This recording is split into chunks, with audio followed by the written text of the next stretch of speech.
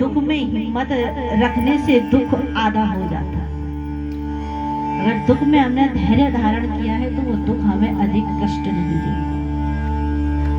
इसलिए कह रहे हैं, हंसते मुस्कुराते हुए जीना जिसको आ गया, टूटे हुए दिलों को सीना जिसको आ गया। हंसते मुस्कुराते हुए जो जीना सीख गया ना, और कोई दुखी व्यक्ति है, हमारी वजह से मुझे सुख मिलता है।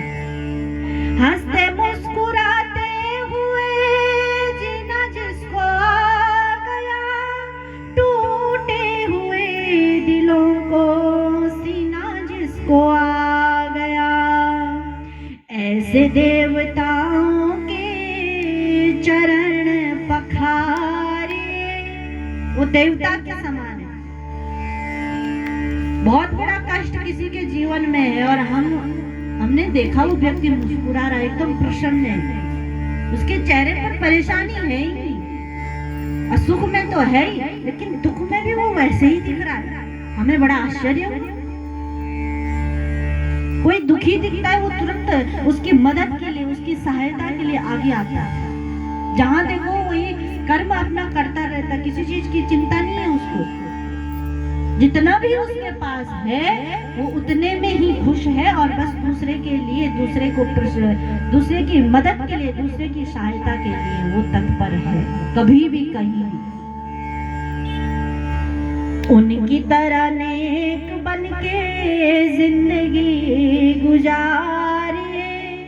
ऐसे व्यक्ति जो नेक व्यक्ति हैं, इनकी तरह बनिए। इनकी तरह अगर हम भी जीवन व्यतीत करते हैं ना, तो हमारा जीवन भी बड़ी आसानी से व्यतीत होता है।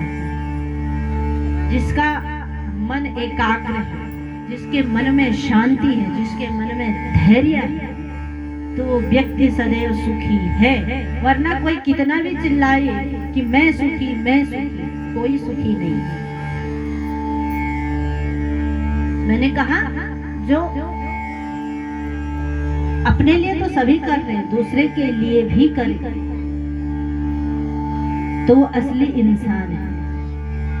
कर्म ऐसा कीजिए जब इस संसार से जाए, जीते जी तो सभी हम पर प्रसन्न रहते हैं। हमारे रहते हुए हम जहाँ भी जाए, जहाँ पर भी बैठे, जिसके साथ भी होते हैं, सभी को हमारे रहने से प्रसन्नता मिलती है।